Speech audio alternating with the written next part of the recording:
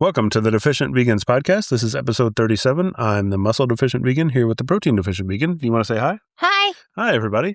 So this week, we're going to talk about some of the things that most people talk about in January, but we did not because we were talking about Veganuary things. Those are going to be some tips to kind of start getting healthier. If you're just getting into it, or if you just want a little bit of information to kind of build a foundation there. We'll also have our myth of the week this week, which is that vegans kill more animals via crop deaths than omnivores do. But first up, new news. New news. There's a popular YouTuber, probably an understatement, MrBeast, who... Yeah, I don't even know what he's classified as anymore. Yeah. He's just like this guy. He's a guy, yeah. I've never actually seen any of his videos, but I've seen some like clips and I've seen his thumbnails and they all look very exciting and I know he's really popular. Yeah, I also don't know anything about him other than I think he's supposed to like be on Survivor 50. Yeah. Which I love Survivor. That'll be interesting. So. He went in with a company called Upside Foods on one of his videos and tried their lab-cultivated chicken alternative. Well, not alternative, I guess. If it's cultivated meat, it's technically chicken. I don't know. There's going to be a weird lab-grown chicken. Yeah. Vegan chicken. But anyway, yeah, he tried that meat on his channel and gave them kind of his seal of approval. I guess he said it was good. So I think the upshot there is that now a lot of people, I mean, he has, I think, the most followers on YouTube at this point. So now a lot of people are going to see that and, think, oh, wow, if he likes it, maybe I should try it. Yeah. So we don't know anything about you, MrBeast, but good job. Yeah.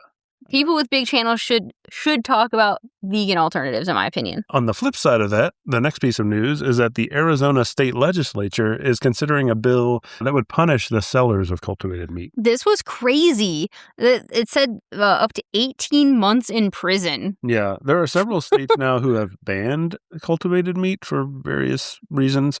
But this is the first one I've seen that's like got a felony charge attached to it. It's stupid. Yeah. It's really stupid. Arizona, do you not sell cigarettes in your state? Those are actually known carcinogens that kill people, and you probably have them at every gas station. Yeah. I guess part of the justification was they're not comfortable with the way the cells are grown, and I think maybe there's a cancer risk. Of course, none of that's based on any evidence at this point. But right. Like you just said, like there are things that are known to cause cancer that they sell. Even some meats are considered a carcinogen. So, like, what about that, Arizona? Yeah. So I don't know. From what I saw, there was just one person introducing it. I don't know how much of a chance it has of success, but it's kind of weird to me that this would even be up for debate. It's nefarious, isn't it? It's almost like the meat industry is telling him what to say. It is almost like that. Because it is. Because that's actually what's happening. Next up, there was a study, I think it was called the SPINS study, late last year, talking about the kind of perceived decline of vegan options at the grocery store. But they found that the actual volume and demand for plant-based options as a whole was going up. It was just the demand is kind of consolidating into more common products and reorganizing the brands that are selling it. Yeah, it was saying something about how vegan products are like a newer product, where it's like your dairies and your meats and stuff, those have been on the market forever. So they kind of have like the structure they're going to have as far as how they're sold. Right. But I don't really know exactly what they're considering to be vegan foods because that was a little vague to me. Yeah, they had mentioned stuff like some yogurt alternatives, and they even had like some wellness-focused things like those ginger and turmeric shots and stuff like that. Yeah, for me, that's not, I mean, yes, it's vegan, but like I wouldn't call that a vegan food like any more than I would call juice a vegan food. Yeah. Like I would consider like you should be looking at meat alternatives, dairy alternatives, that kind of stuff, in my opinion. Yeah, I agree. And one interesting note in there was that the demand and the volume of selling for plant-based alternatives that had a protein focus was up 24%. That's interesting. I wonder what those were. Yeah. Because it was like, we're also seeing meat alternative brands disappear. Yeah. It sounded like people are more interested in like the healthier version, whatever that is. So they don't want like the processed, quote unquote, Beyond Burger. So tofu? Yeah, maybe. Interesting. I feel like if you have a favorite smaller vegan food that you like, make sure you're buying it so they don't disappear. Yeah, I think a lot of the issue is the bigger brands are putting in plant-based options and swallowing up the smaller brands. Right. But the problem there is like the bigger brand can come in and try this plant-based thing for a year, and then they just pull it. But in the process, they killed off all these smaller brands. So now there's just not an option anymore. Yeah, they have no allegiance to the vegan agenda, right? Right. So I don't know. we're still buying Follow Your Heart and Cheese and Thank You and the small brands. Yeah.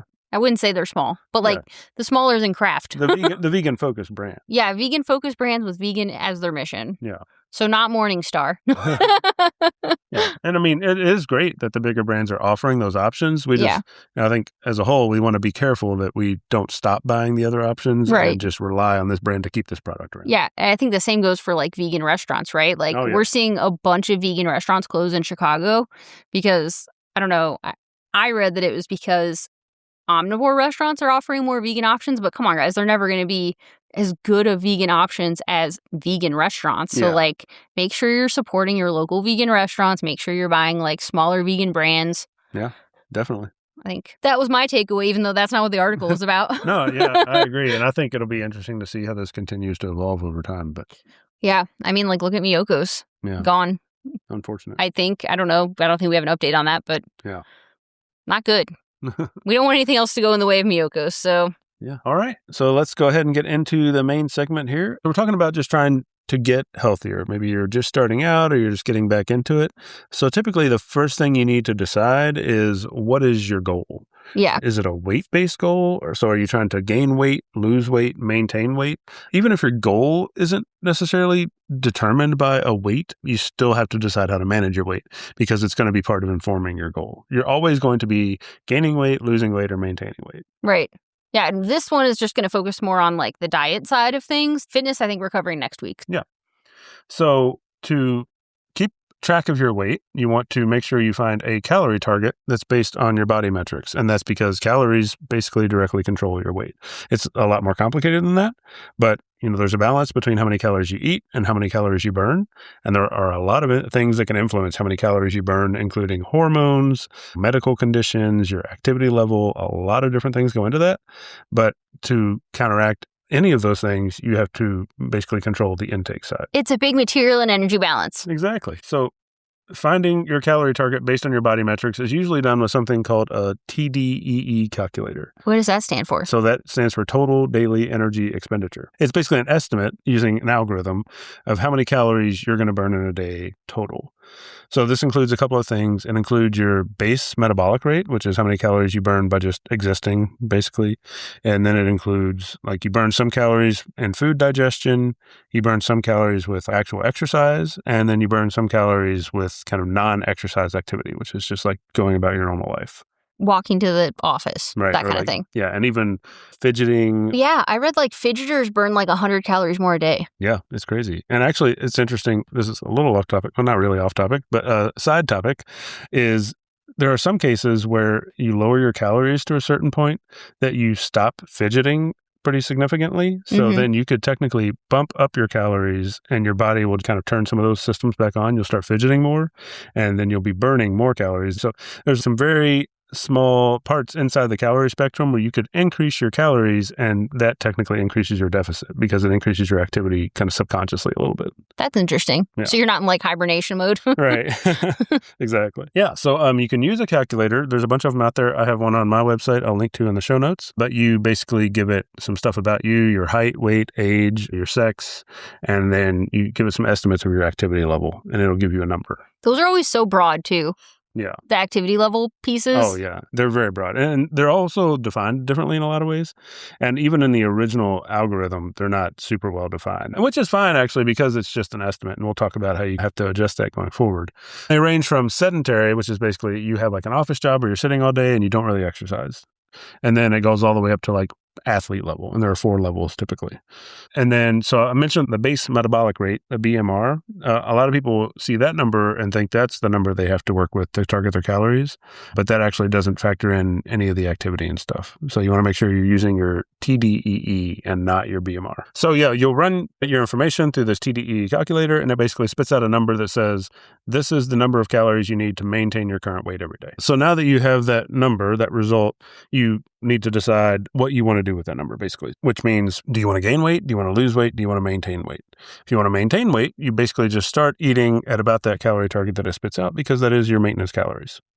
If you want to lose weight, you want to eat a little fewer calories than that. And that puts you in what's called a calorie deficit, which is how you lose weight. Do you have recommendations on like how much you could lose a week? Yeah, I would say, it depends on your starting point a little bit. I would say definitely don't lose more than a pound a week in almost all cases. Which would be 3,500 calories. So approximately 3,500 calories equals a pound of body weight.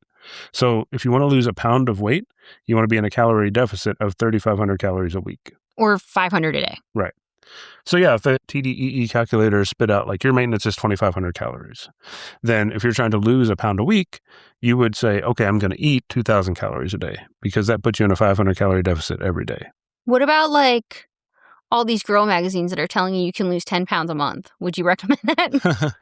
Well, you can probably lose 10 pounds a month the first month of eating healthy because you're going to lose a lot of water weight, but you're not going to lose 10 pounds a month of like actual body mass in a month. You'd have to be like negative 1,200 a day, right? Yeah.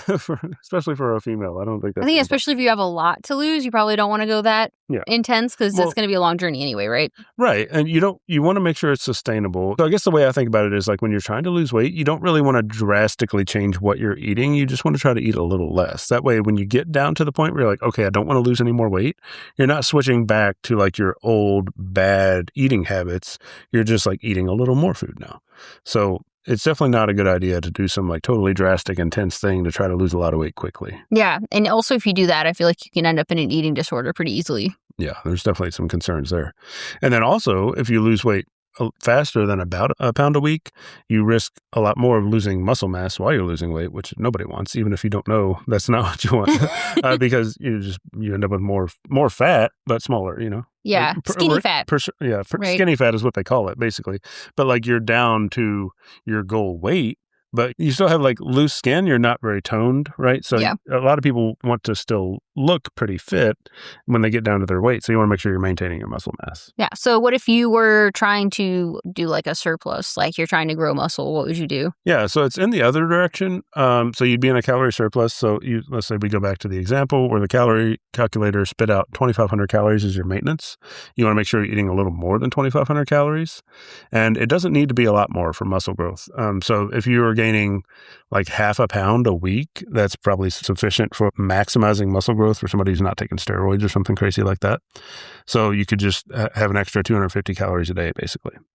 There's an old, like with the old bodybuilders and stuff, they would do, and still a lot of people still do this, but they basically call it like a dirty bulk, where you're just eating thousands of calories a day of like junk food and whatever, just to try to completely maximize muscle mass. But the more and more research that's done on this, the more it seems like you really just need a slight surplus to gain the maximum possible muscle, because muscle grows very slowly. Yeah. And then you don't have to lose a bunch of weight, right? Right. Because if you're gaining faster than your rate of muscle growth, then you're just adding on extra fat, and there's no helpful reason for that. Except you get to eat junk food. No, that's true. Mm-hmm. Yeah. And if you're ever in a long winter and you can't get the food, you got a lot more stored calories, I guess. Yeah.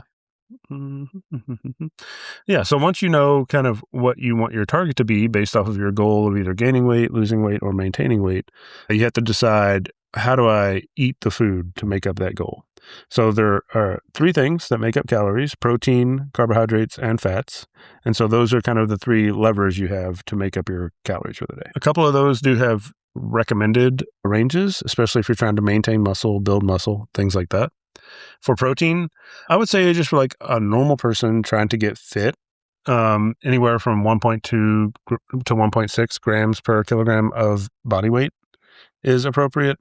And then if you're somebody who's like really in the gym, pretty serious about it, trying to optimize muscle growth, I'd say hit the minimum of 1.6 grams per kilogram of body weight. What is that in grams per pound? So in grams per pound, the conservative range from 1.2 to 1.6 would change to about 0.5 to 0.8. It's actually like 0.54 to 0.73. But if you're trying to use an easy number in your head, just do 0.5 to 0.8.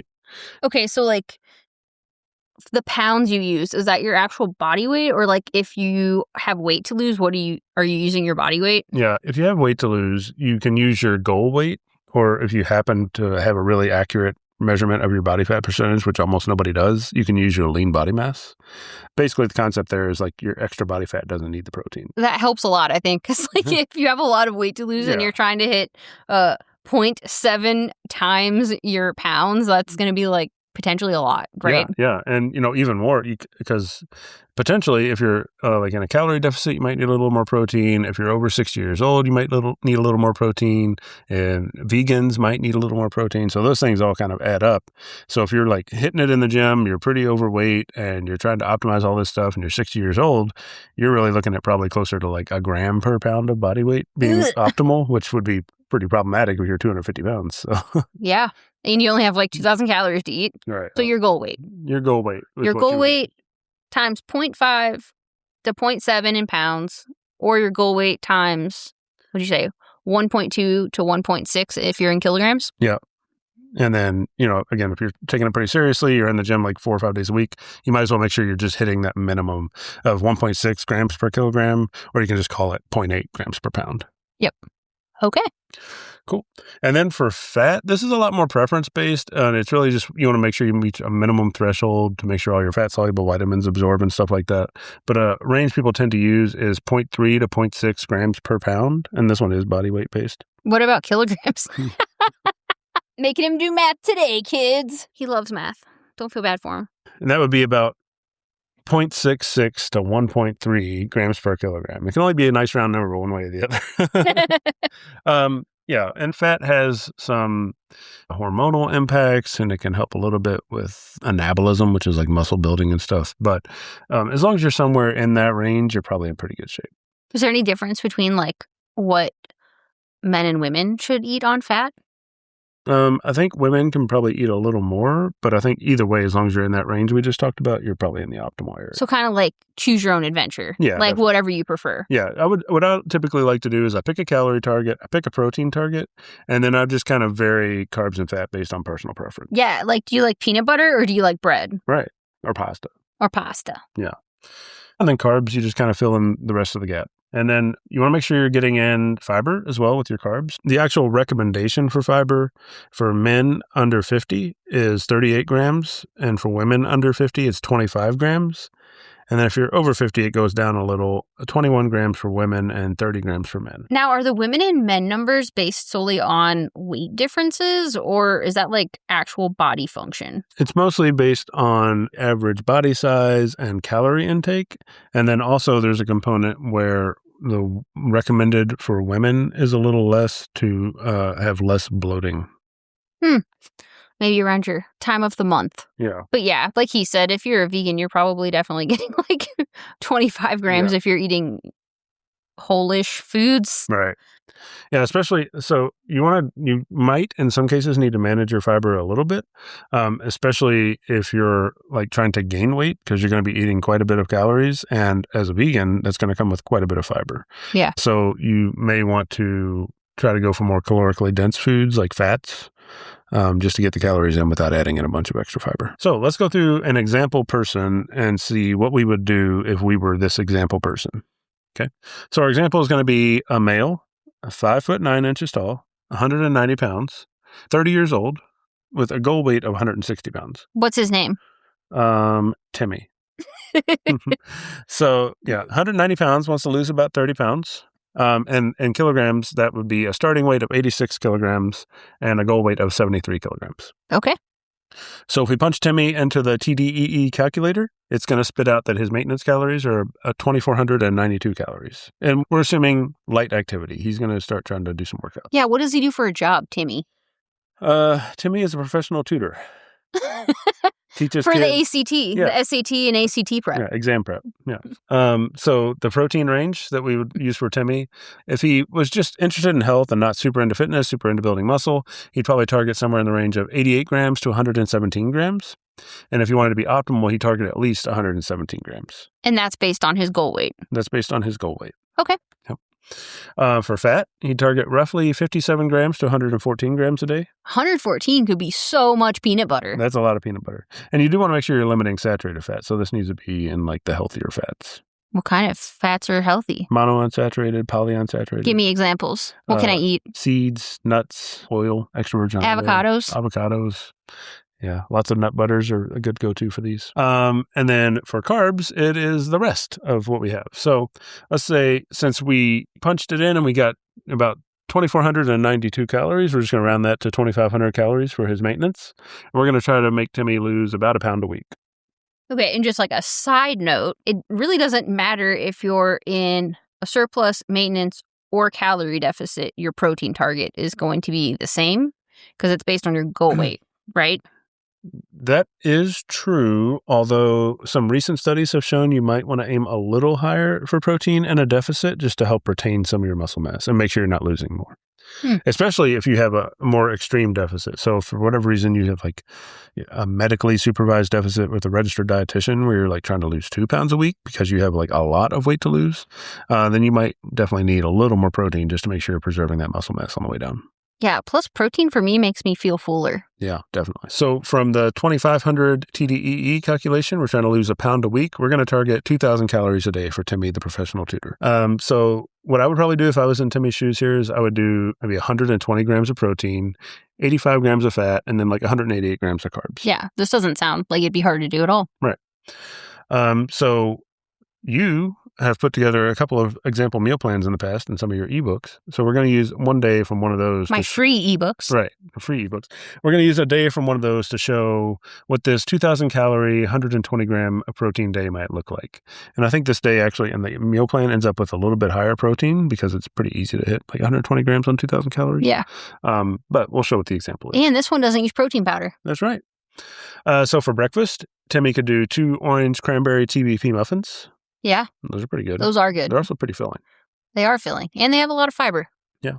For lunch, you could do 2 servings of vegan crab rangoon dip with tortilla chips. Yeah. This is tofu based and it's delicious. Yeah. For dinner, we get enchiladas. Yeah. Winner. Yeah. Great day. And then a snack, 2 servings of chocolate seitan. Sounds like a good day to me. You hear the word chocolate in there and we're still hitting our goals? Going over our goals, technically. Yeah, going over our protein goal. And I just used the word chocolate. And enchilada. I think we should check out your website. Yeah, so that's an example day. That'll end up at about 2,054 calories and 148 grams of protein.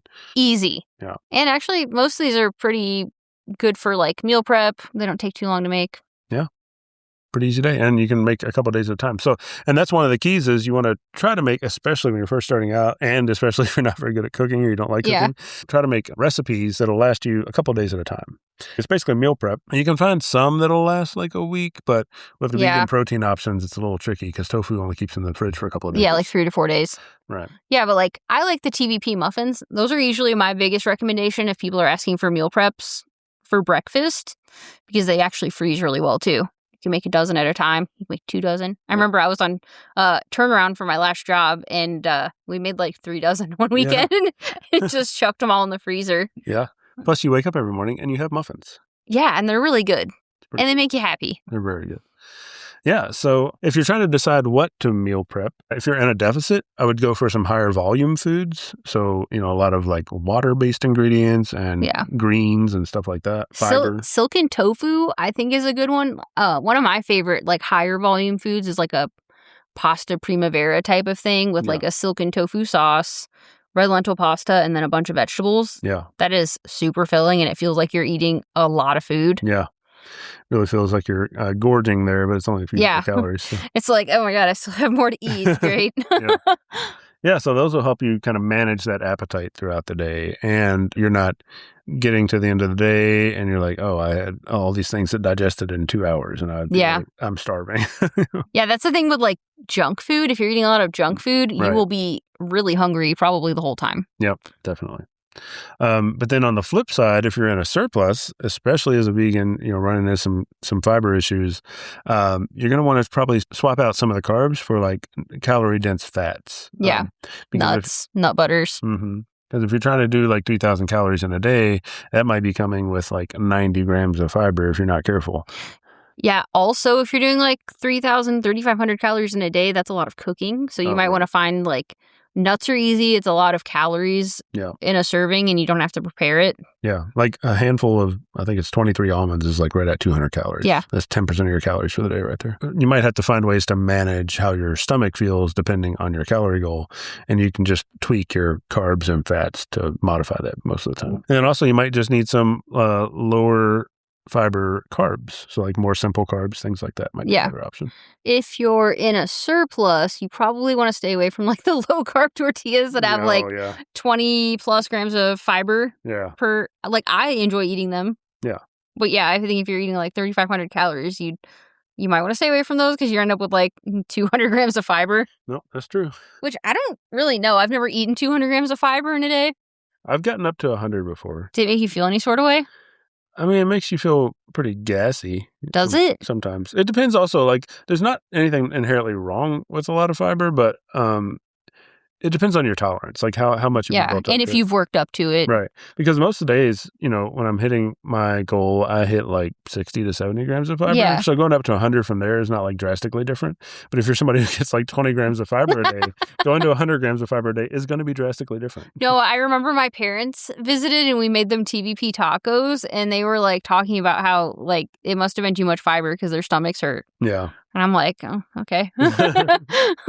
Yeah, I think I've gotten up to like 80 and it hasn't really affected me too bad. Another tip is to come up with some good go-to meals. Like if you go to the recipe site and you find a couple of recipes you like and they're like easy to make, I would just kind of put those in your arsenal as like, these are the 5 or 6 recipes that I will make when I don't feel like cooking or when I'm in a hurry or whatever. And maybe find some go-to meals that like, if you really, really don't feel like cooking, you can like grab something from a local restaurant or we do noodle bowls when we don't feel like cooking because you can get like double tofu on them and the macros aren't too bad. Yeah. Whole food ingredients. Yeah, noodle bowls come in clutch a lot. We've also been doing bean bowls. We literally will split a can of beans and do 2 tablespoons of nooch each and like a half a teaspoon of taco seasoning. And then mix that all together and throw some vegan cheese on top. And it's actually really good and filling. Yeah. And we've been doing that for breakfast. And we don't even get hungry until like noon. Yeah. So find like easy stuff that you will enjoy eating over and over and over again. And then I think if you have like a family, you might want to look into more meal prepping type stuff. We are a family of 2. So...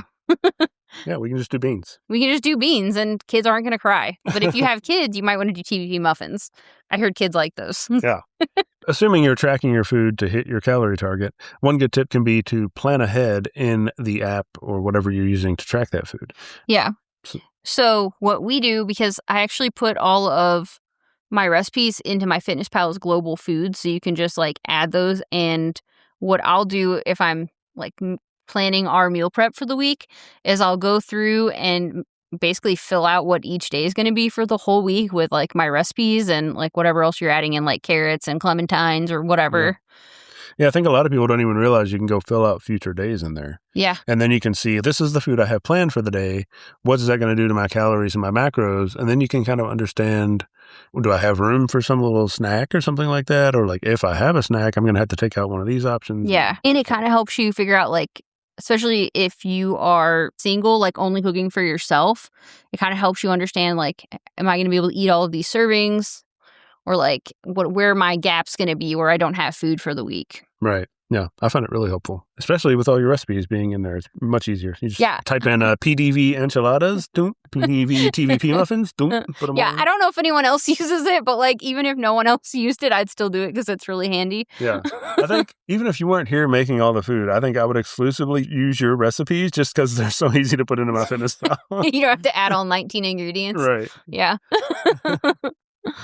And then there are also some situations where as you're going through a day tracking, you'll end up with like, you're kind of close to the end of the day, you're short on like one or more of your macronutrients, you've got some calories left, and you're trying to figure out like, what's the best thing to eat for this to hit that rest of that goal. So like if you're short on protein, what do you think some good options might be to just shore up the protein without affecting the other macros too much? Okay. I don't know. You could definitely do vegan Greek yogurt would be a good option. If you have seitan on hand, that's always a good option for protein, but like also tofu, TVP are good options. They do require some effort. Yeah. But those low carb protein tortillas we talked about have pretty good macros, usually around 40% protein. Yeah. And if they're high fiber, they're not really contributing to the carbs too much, and those carbs aren't contributing to calories too much. There's also a lot of good protein snacks on the market. There's the Endurance protein chips and Crisp Power protein pretzels. Crisp Power pretzels, The gym snack, they have like some cheddar bites. some of the vegan jerkies are okay. Yeah. But definitely, like, there's some snacky foods. Like, if you, like, at the end of the day, you don't feel like cooking, there's some options there. Yeah. Do you have any other ones? Well, worst case scenario, if you're on the go or something, you can just do a protein shake. Yeah, I always forget about protein shakes because I hate them. Yeah. There's also a dry roasted edamame, which is like 40% protein, or I guess if we're in 40% protein realm, we can do like protein bars or something like that. Yeah. Like a nice no-cal bar.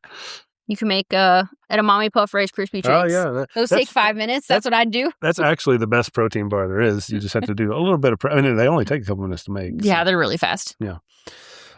So that's what you might do if you're running a little behind on protein. If you're a little behind on fat, I would definitely focus on like a nut or nut butter. Peanut butter is kind of the go-to. Yeah. A little bit of protein, a lot of fat. And then if you're low on carbs, wow, the world is your oyster. Yeah. I think if you're like low on carbs but really hungry, fruit's a good option. Fruits and vegetables because they're high volume. Yeah. Also, oatmeal, if you like oatmeal. Yeah. It's a good option for carbs. Got a little bit of protein in it as well. So, yeah. You'll learn as you kind of do the tracking over time which foods are like, oh, this is a combination of protein and fat, like a peanut butter. Or this is a combination of protein and carbs, like beans and things like that. And you'll just learn to kind of slot those in like Tetris pieces. So yeah, I kind of do that with vitamins too. When I'm looking at my macros, it's like, okay, I need some vitamin A. I guess I'll go eat some carrots. Yep. Or like, oh, I need vitamin C. I guess I'll eat 2 clementines. Something like that. Yep. Yeah. It's a good way to do it. Food gives you nutrients. Yeah. All right. So there are kind of 3 main ways to hit your calorie and protein goals in the day. There are, endless combinations of these things, but these are the 3 main ways. You can eat your normal food, what you like to eat, and then you can just chug a couple of protein shakes throughout the day. You'll have to eat a little less of your normal food so you have the calories for the protein shakes, but at least you're getting the food you like. Right. So this is like, I really don't want to make all this protein-heavy food. I just want to eat the food I really like, and I also want to hit my protein goal, which is kind of what protein shakes are made for. Yeah, exactly. So then the option is you eat a bunch of food that has protein powder mixed into it. Yeah. Okay, so this is the method I saw most when I went vegan and was looking for high-protein recipes. And actually the reason why I started the website, because I hate this method, because basically, this is my opinion. Yeah. Right. So take it or leave it. But I have never had a recipe really that I've just mixed protein powder into and it made it taste better. Well, the protein oats that I make. Yeah, those look great. Like aside from like smoothies or like some of your standard stuff, it's like there's people mixing protein powder into like pasta sauces. Yeah. And like protein powder into like various things, right? Right. But it's like, I'm taking a food I like, I'm mixing protein powder into it. The food is going to taste worse, but I won't have to chug a shake. But you basically chugged a shake because your protein has been protein powder the whole time. Right. And then you're in a situation where it's like, why didn't I just eat the good food and drink the protein shake right after it? Yeah, that's how I feel. Yeah. And then there's kind of the third option, which is, I think, the gap that you kind of fill with your recipes on the Protein-Deficient Vegan site, which is almost all of your food is just like near this average protein target that you need for the day. So if like 30% of your calories are supposed to come from protein, you just eat a bunch of foods that are right around 30% protein. So it's not like super high protein, like you have a bunch of protein powder jammed in there, but you get to the end of the day, you've eaten all these highest protein foods, and then you don't really have much left in your protein target. Yeah, this is what I do because I pretty much almost never actually eat protein powder. Yeah. But it's like, okay, so if you like muffins for breakfast, throw in some TVP instead of flour. Right. Or like half the flour with TVP. The texture is still the same. The taste is still the same. But now you have protein muffins. Right. Yeah. Because when I saw people that were like mixing protein powder into pasta sauces, I was like, why don't you just mix in blended silken tofu? Right. That's what I do. Yeah. That's just my opinion. Yeah. Or like instead of pasta, maybe you do red lentil pasta or protein pasta that has like a bunch of different beans and stuff in there. Yeah. That's how we do it here. Right. So yeah, those are some tips to get you started and go down the path of, what do I do with my calories? What are some good ways to structure this meal plan? What are some good like options for a meal plan? Things like that. Yeah. And I think like everyone's going to have one that works better for them because like if you have a family that does not want to eat like protein pasta, they hate red lentil, like you have kids that don't want to eat red lentil pasta or something, like maybe you are just going to cook normal and drink a protein shake, and that's like totally fine. Yeah. There's nothing wrong with it. And I know a lot of people also won't want to track their food every day forever, but I strongly believe that tracking for a while will teach you a lot about like how food nourishes your body, not to sound too floofy, but how the nutrients in food are kind of combined to make up your calories for the day. So it's just really educational and helps you understand, what kinds of things should I eat on a regular basis, even if I'm not tracking my food. Yeah, and kind of tangentially related, but if you're going to be tracking your food, you should also be weighing your food. Yeah. Especially like powdered ingredients and stuff. Powders or like are so bad. Or like condiments can really screw you over. Yeah. I mean, yeah, if you haven't weighed those, you should look at that. Yeah. Peanut butter. Peanut butter will blow your mind. Yeah. You don't get 2 tablespoons my ass. Mm-hmm. It's like, okay, I don't believe you. Nobody has ever in the history of anybody put 1 serving of peanut butter onto a sandwich on purpose. Yeah, and thought it was 1 serving. Right, and thought it was 1 serving. Yeah, exactly. You're like, you put your peanut butter on your bread. You're like, if you just do it the way you normally do it, right? Okay, so if you took peanut butter and you put peanut butter on a sandwich or something the way you would normally do it, and then you weighed that, it would probably be like 3 serving. Oh, yeah. Yeah. Yeah.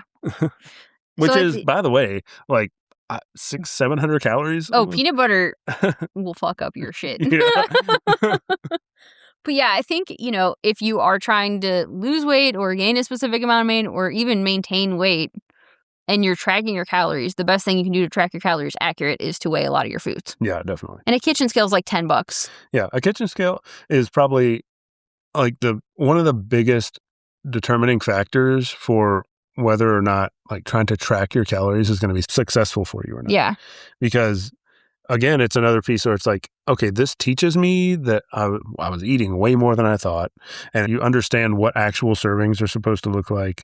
It's just a super helpful tool. Or cereal. Cereal blew my mind. Oh, man. I thought a serving was like a bowl of cereal. No. It's not a bowl of cereal. It's like a fourth of a bowl of cereal. A serving of cereal is like a spoonful, like probably 4 spoonfuls of cereal. Yeah, it's pathetic. Yeah. Cereal does you dirty. So anyway, you learn a lot when you first start tracking and weighing your food together.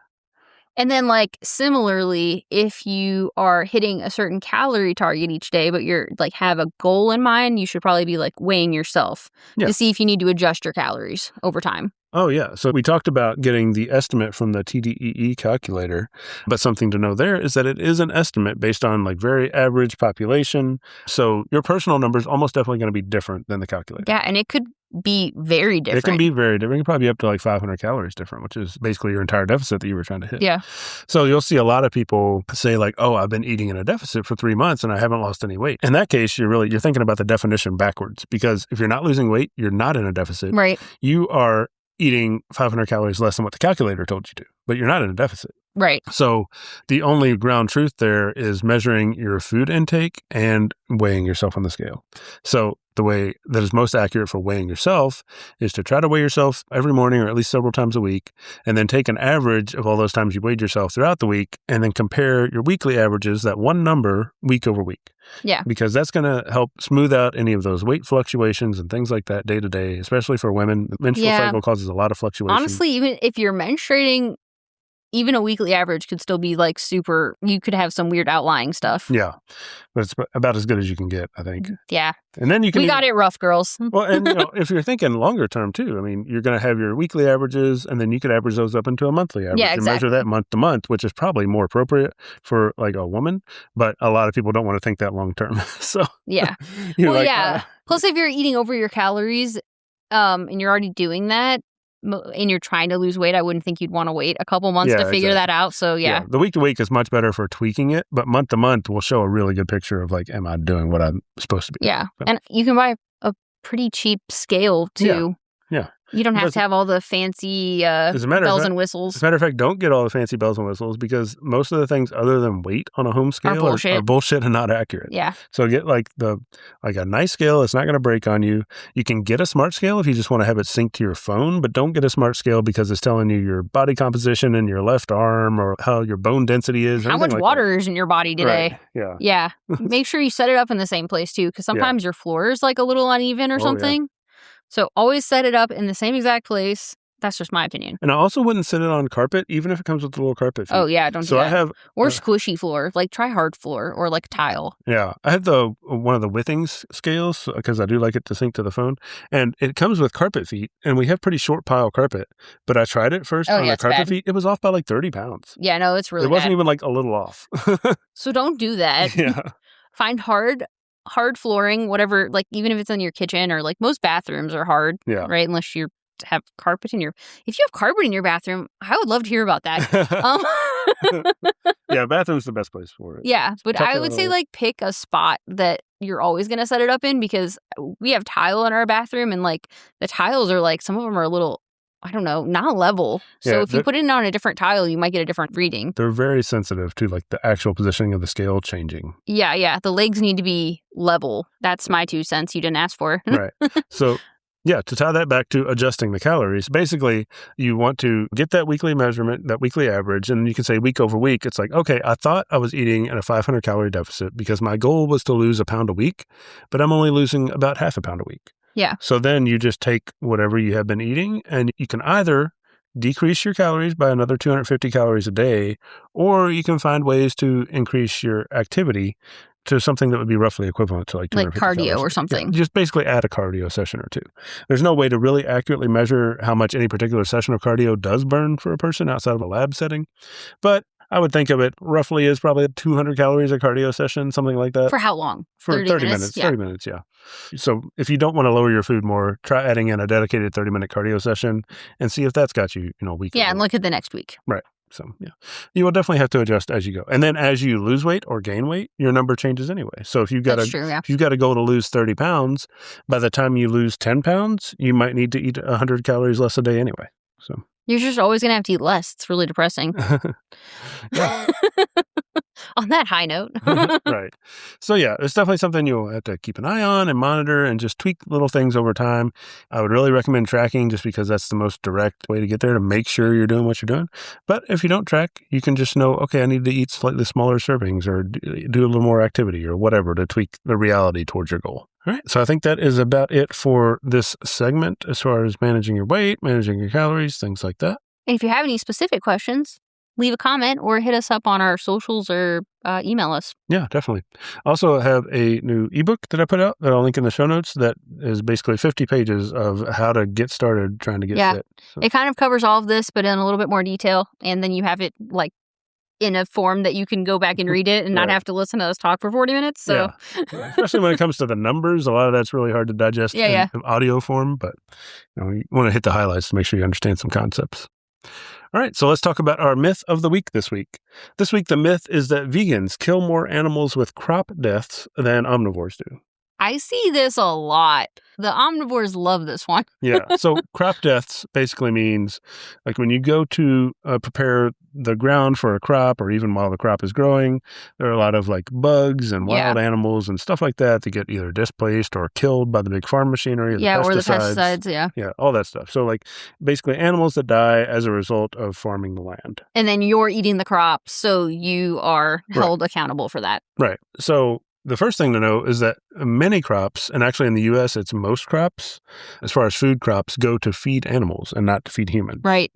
Globally, I think it's about half and half, but in the U.S. it's predominantly food crops are going to feed animals. Yeah. Plus, if you look at it, like if you think about how many crops does a cow need to get to the size it is before you would eat it versus how many crops do I need to eat to make up the calories of eating a cow? Yeah. I think it's like a 20-to-1. Yeah, it's ridiculous. It's insane. It's very calorie inefficient to feed an animal a bunch of calories and then eat the animal instead of just eating the calories that the animal ate. Exactly. So like that part already is debunked. It's going to be less if you're eating an animal versus eating the crops. Yeah. So we're harassing all of these animals to actually get less calories. Yeah, exactly.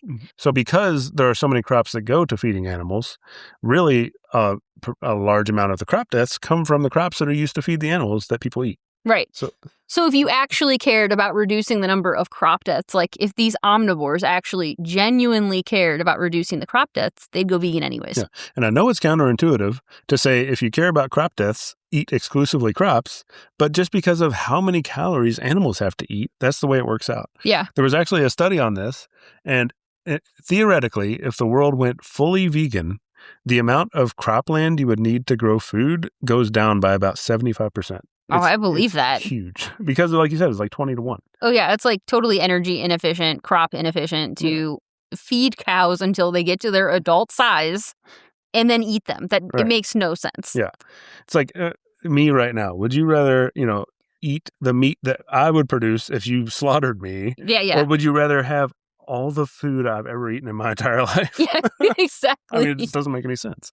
But yeah, and that's, that 75% reduction is without consideration for like non-food crops, for things like growing fiber, like cotton and stuff like that, and then corn that goes only to ethanol. Yeah. And that kind of thing. We'd still need some of those as humans. But we would probably get some of that back. Like for example, the corn that goes to ethanol, there is a byproduct called dried distillers grains, and that goes to cows. That's a cow feed. Right. So I assume they would just figure out a way to make that a viable food option for humans because the macros on it are actually really good. Yeah. Well, with all the ways they're, figuring out to make the textured proteins out of a bunch of different vegetables and grains and crops and stuff, I'm sure there's a way to do that. Fun fact is that I worked at an ethanol plant for 7 years. And when I first started there, they had told me about like these dried distillers grains that somebody came and did a demonstration of like teaching about dried distillers grains to operators, and then they made a cookie with them. Okay. And I think this like lodged into my brain and waited to hatch for like a decade until I discovered TVP. Yeah. And that's how I decided to cook with TVP as like a baking thing. Yeah, it worked out. So thank you, ethanol experience. But yeah, so it's really counterintuitive, but the way to have less crop deaths is to eat more crops directly. Yeah. And then, I think the other piece is like veganism as a philosophy isn't to eliminate animal harm. It's like to do as much as you feasibly can, right? Yeah. Well, maybe eventually we'll have 100% lab-grown meat if we can get all the governments to stop trying to shut down the cultivated meat industry. I don't know. But there are probably options in the future. But for the moment, like we're eating a lot of meat that is very calorie inefficient and we don't need it. Yeah. And I think also if you're a vegan and you're worried about crop deaths, something that you could do is grow your own garden. Yeah. Also, even if you're like in a climate that you can't really grow a lot of foods outside, they make these hydroponic gardens that you can keep in your house. Like we have one called Lettuce Grow Farm Stand or something. Lettuce Grow, yeah. And you can't make a ton of vegetables in it. It's We're not mostly making like soybeans in that. Yeah, like lettuce and herbs and stuff, but like it kind of cuts down some of that. Yeah. So anyway, I think that covers the myth. I would say debunked. Yeah, it is counterintuitive, so I can understand why people might think that. I don't think they actually think that. I think it's an argument in bad faith, are most of them. I don't think they bother, but I think even if they did think about it, it would be harder to think about. I think it's pretty obvious, right? Like that cows need to eat crops. The calorie inefficiency thing does seem pretty obvious to me.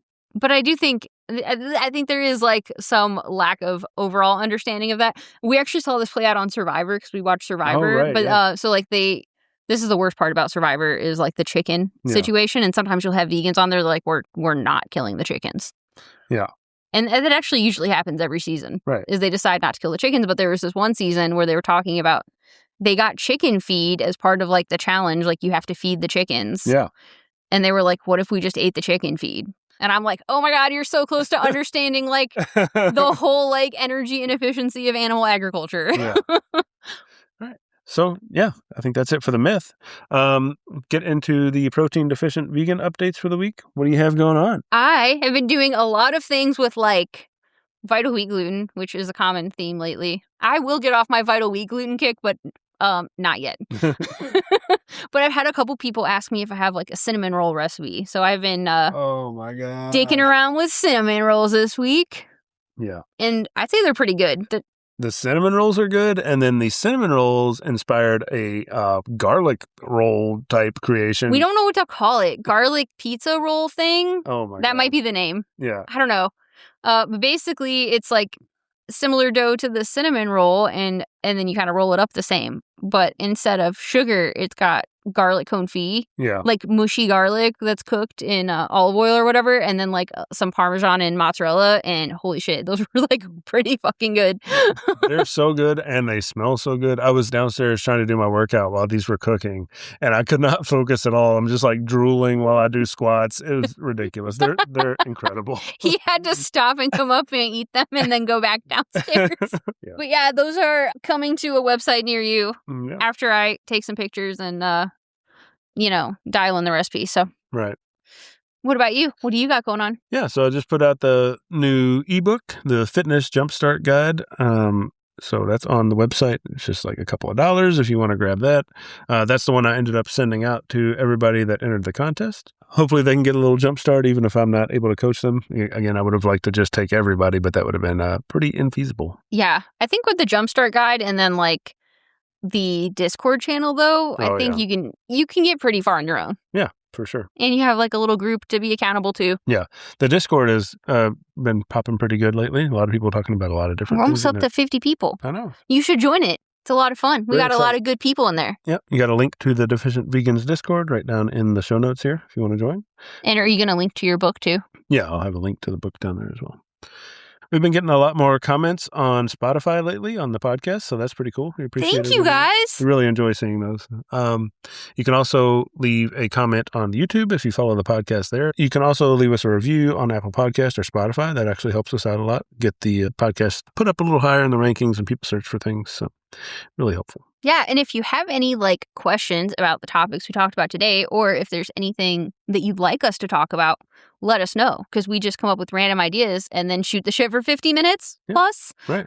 So if you have any specific topics you want us to cover, let us know. Yeah. And if you don't want to leave a comment, if you'd rather like reach out to us directly, you can find us on social media. Instagram is the most common one we're on, but we got all of our social media linked in the show notes. You can also go to the website. You can leave a comment on your recipes there, or use the contact form and reach out. You got a lot of ways to get a hold of us. Yeah, and we'll respond. Yeah. All right. Well, I think that wraps us up for this week. Thanks for listening, everybody. Do you want to say bye? Bye. Bye, everybody. Bam.